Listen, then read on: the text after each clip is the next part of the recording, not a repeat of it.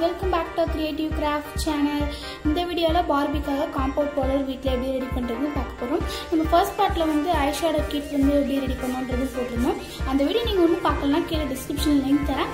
அதையும் மறக்காம போய் பாத்துங்க.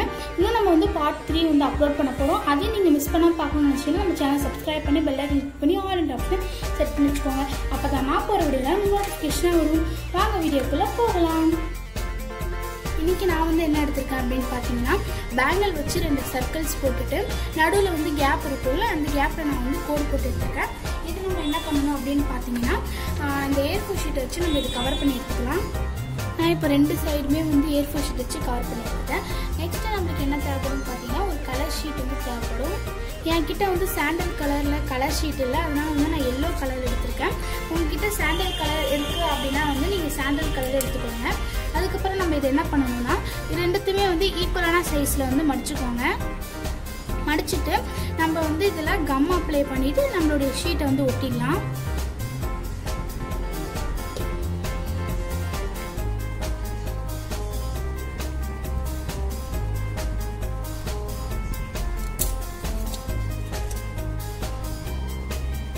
நம்ம இந்த இடத்துல ஒட்டியாச்சு. அப்படி சப்போஸ் உங்ககிட்ட கலர் ஷீட் இல்லை அப்படின்ற பட்சத்தில் சாண்டல் கலர் பெயிண்ட் எடுத்து நம்ம சர்க்கிள் ஷேப்பில் வந்து அடிச்சுக்கலாம். நெக்ஸ்ட்டு வந்து நம்ம மிரருக்கு போன தடவை ஐ ஷேடோக்கு என்ன யூஸ் பண்ணுமோ அதேமாரி இந்த தடவையும் வந்து அலுமினியம் ஃபாயில் ஷீட் தான் வந்து யூஸ் பண்ண போகிறோம். உங்ககிட்ட ஒரிஜினல் மிரர் இருந்துச்சு அப்படின்னா நீங்கள் அதையே வந்து ஒட்டிக்கோங்க. இப்போ நான் வந்து அலுமினியம் ஃபாயில் ஷீட் எடுத்து இதில் வந்து ஒட்டிடுறேன். நம்மளுக்கு மிரர் ரெடி ஆயிடுச்சு. இப்போ பவுடருக்காக நம்ம வந்து கலர் ஷீட் வந்து ஒட்டியாச்சு. நெக்ஸ்ட்டு நம்ம இதை வந்து க்ளோஸ் பண்ணி திறக்கிற மாதிரி ஒரு லாக் ரெடி பண்ணணும்.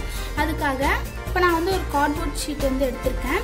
இதில் நம்ம வந்து இந்த சைட்லேயும் இந்த சைட்லேயும் வந்து கம் அப்ளை பண்ணி இந்த இடத்துல நம்ம வந்து இதை வந்து பேஸ்ட் பண்ணிக்கலாம்.